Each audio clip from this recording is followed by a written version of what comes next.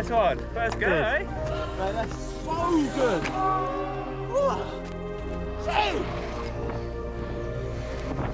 Let's go, baby! Oh, we're f***ing deep on Same. Every time. Oh my god.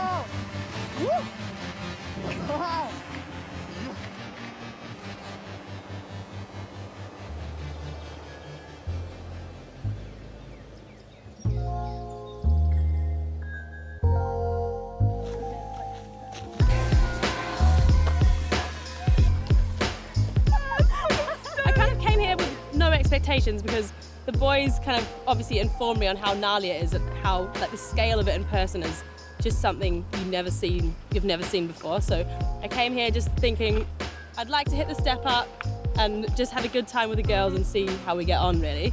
So I think everyone's expectations of themselves and each other have like been blown out of the water really. It's mad. I'm just stoked to be hitting like those rocket launchers. When I walked the course on the first day, I was like, I don't know how I'm gonna do those.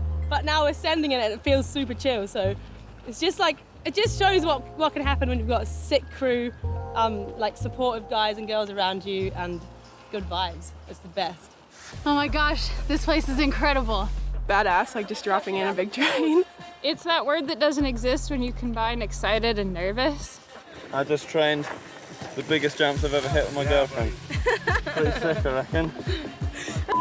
It is fucking scary. I've never gone that fast into a jump like that before. Cruise off the drop, land the step down, tuck, hit a jump like I've done a million times. A million times before.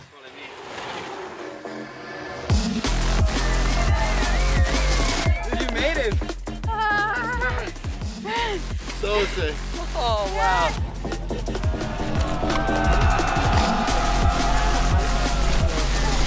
Oh, jeez.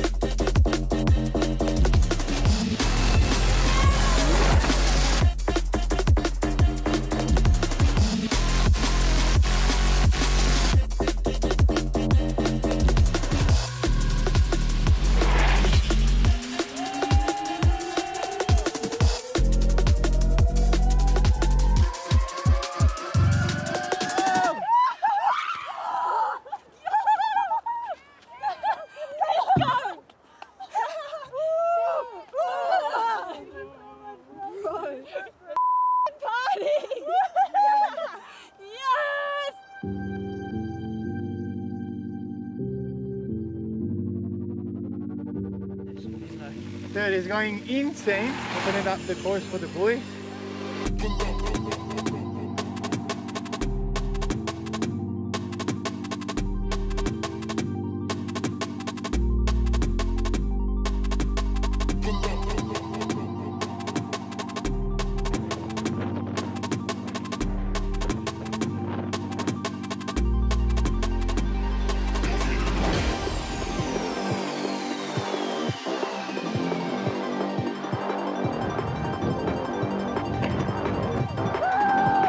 Down.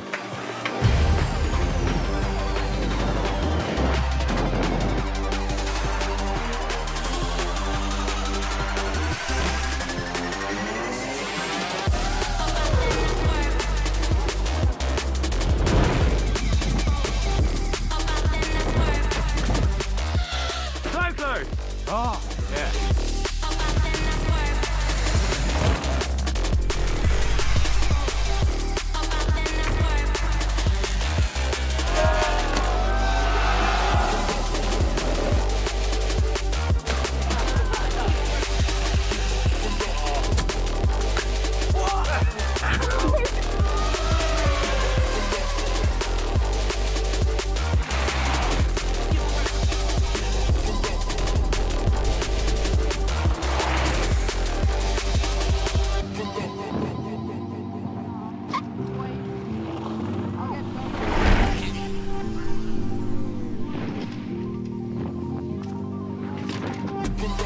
Oh.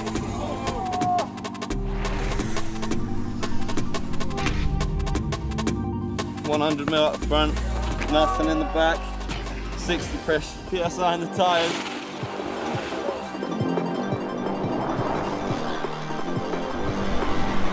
Again, when we got more light.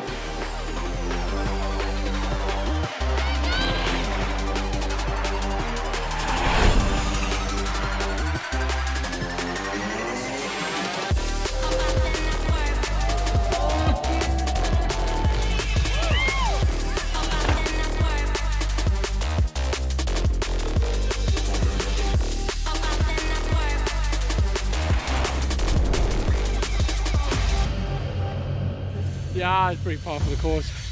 Get back on it, you know, bit of dirt. Well, dirt in every crevasse in Dogfest.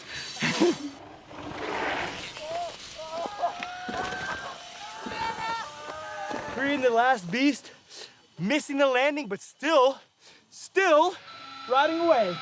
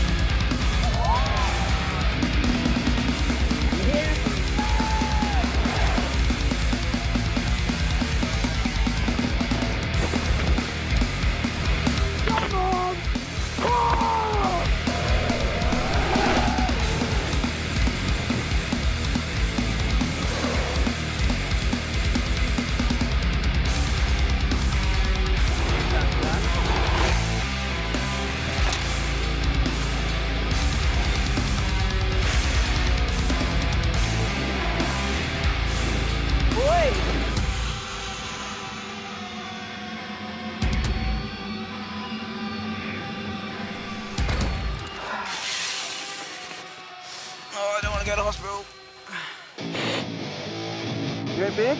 Yeah. Yeah. Oh, thanks, yo. That was a hard one.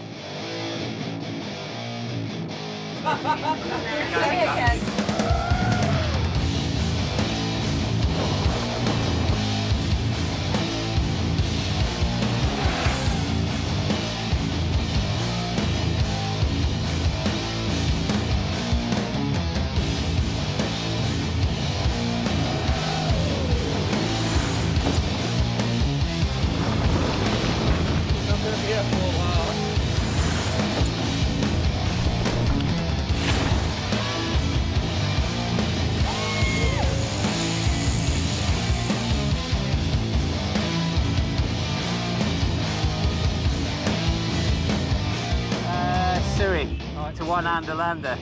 What one do you want hander? That one. I'll try and copy. I've never done one before. Yeah, do it! Oh my god!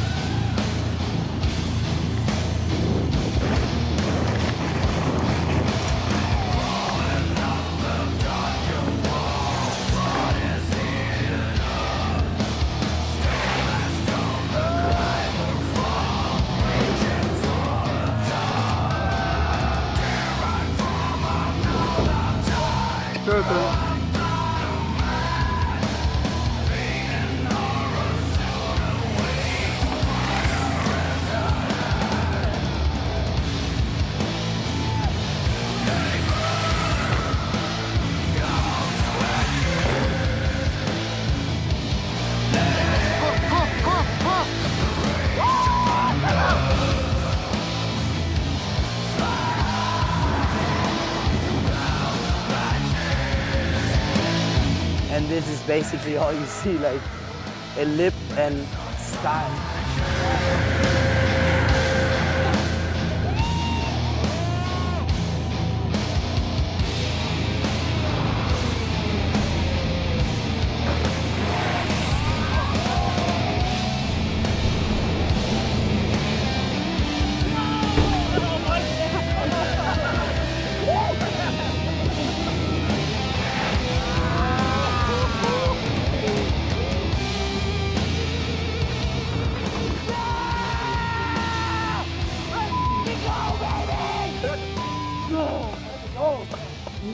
Big flat spin, big flip, big double flip, let's go.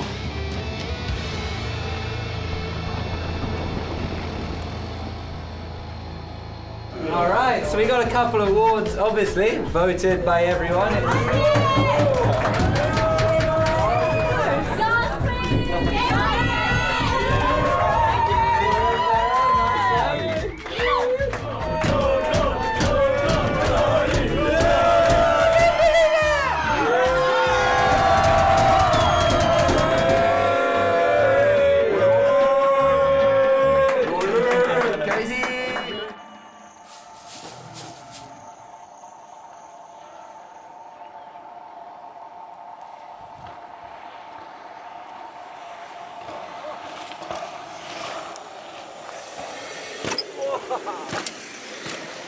Oh, fuck it up. Whoa. Whoa.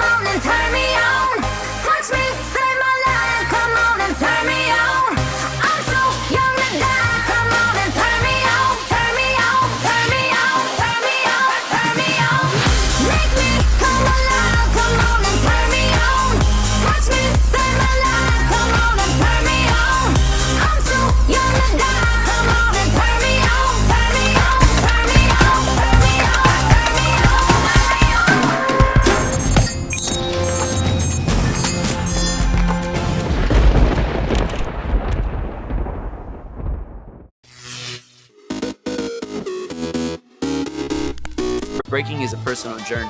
That transformer, something about it that just makes you feel invincible. It's not rocket science. It's rock it science. Just rock it. So in 77, I moved up 1 block.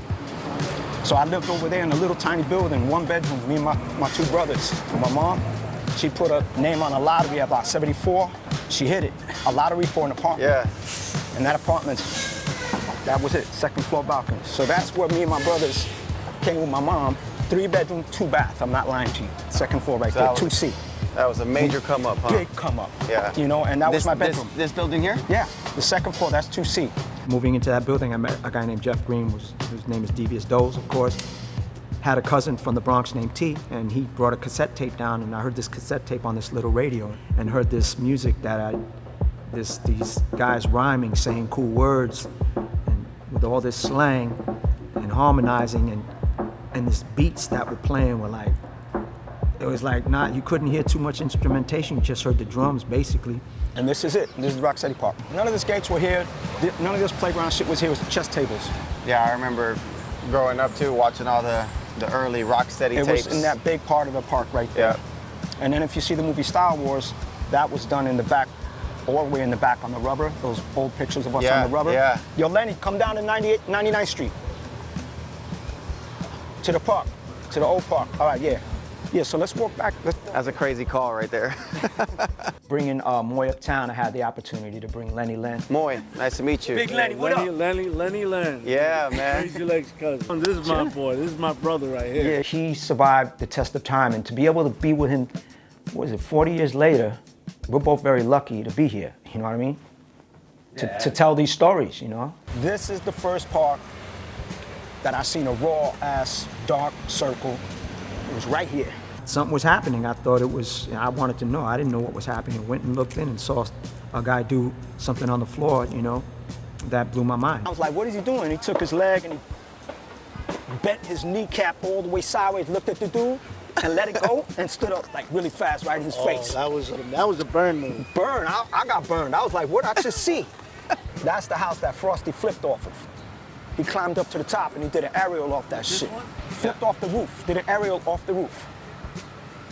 That's just a little bit of, Frosty was not a joke. Yeah, he was wild like that, right? He was wild like that, but he was limber. Yeah. He was light and limber and bouncy. Yeah. So he had good shock absorbers or something. You know what I'm saying? Because to flip off there, bro, you gotta be a little bit sick. It felt so empowering that it was our thing. You know, it was like our little code, you know, way of communicating. And I think all of us at the same time that started getting involved, you know, that's what we felt. You might have had an idea, you guys might have had an idea, but you never thought that'd be a multi-billion-dollar industry, hip-hop. I didn't know it was gonna go anywhere. I was just having fun. And it was like, they'll give you $50 too? Yeah. Like, what are you doing? The movie theater was probably $2. $2.50. $250. Yeah, y'all make And it we would last. go to the movies, bunch of little rascals just going to the movies. The movie Flashdance was kind of like where I said, oh shit, this is some real shit right here. Yeah. And then being on David Letterman, I was like, what the, it's like, damn, this is not, you know, I would go, after David Letterman, they paid me. I went to go buy my mother an Angora sweater, because I wanted to buy her a sweater. Wow. I went on Broadway. The lady at the thing said, I saw you last night on David. I said, get the, blew my mind, B. It was just really intriguing to me to be using my body and have the ability to be a part of a movement of its kind that was raw and radical and taboo, and at the same time be creative. Today's world of breaking revolves around like competition. Like competitions are huge, and it's going here, it's going there, it's going to the Olympics and all of the above. But a lot of people talk about the essence of breaking is going to be diluted when it hits all these bigger platforms. But the essence, it was always competitive in a sense. True. I mean, That's why it survived. Exactly, and you didn't have these platforms be so massive and so big at the time.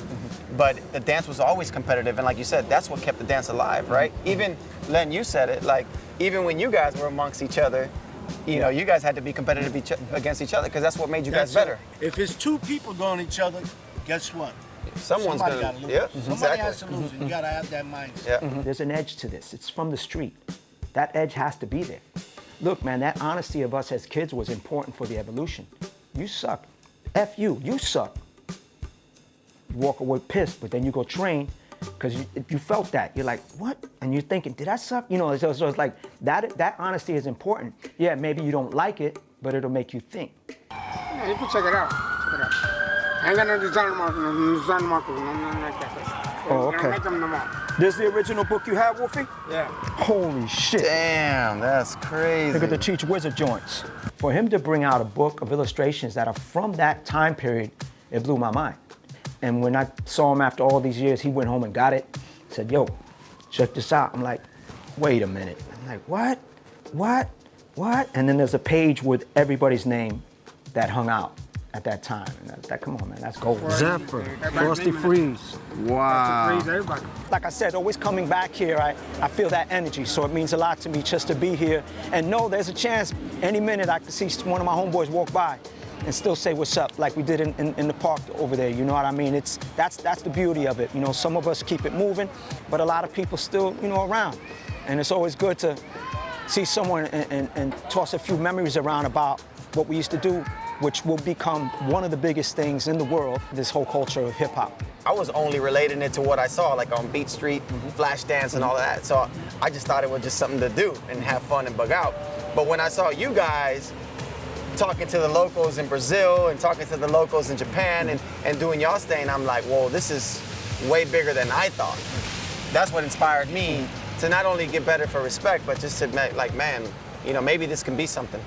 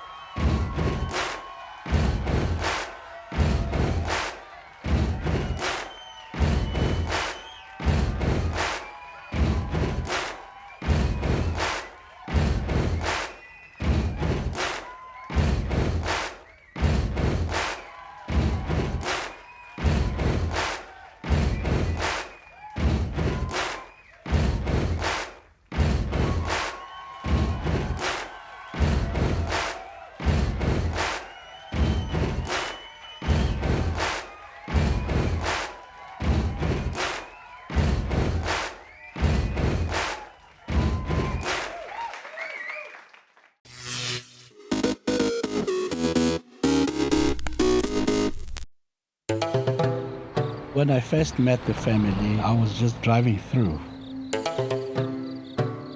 Then I came across this painted house. I went in and our relationship started. I really feel good about the fact that people, under all odds, have decided to remain who they are. It is important that you keep your traditions because your children must know where they're coming from. And that has made me have more respect for the people in the rural areas than the people in the city. They have enriched me. It is a privilege to have known the Demanda family, for I would not have had the insight that I have today.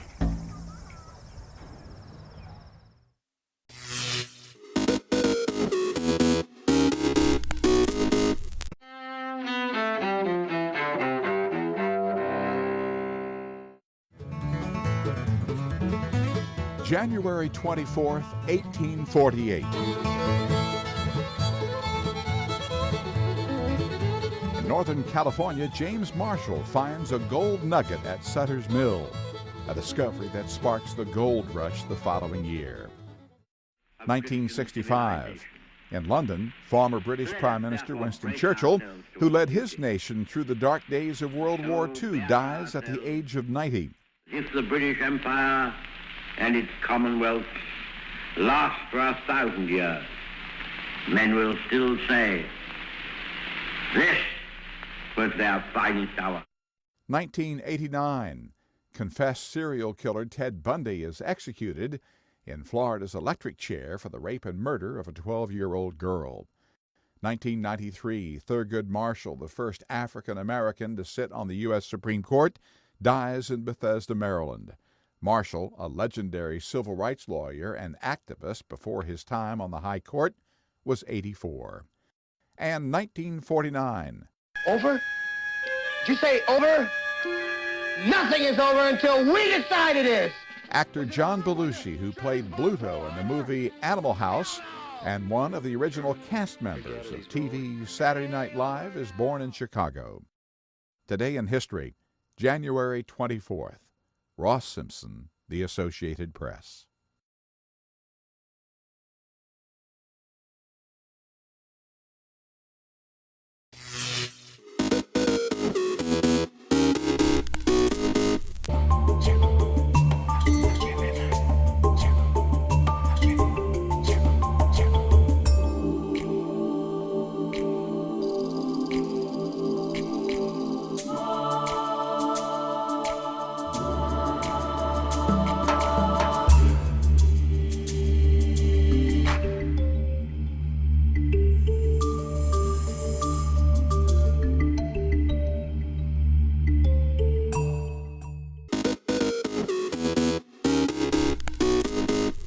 Welcome back in our studio, and in today's news,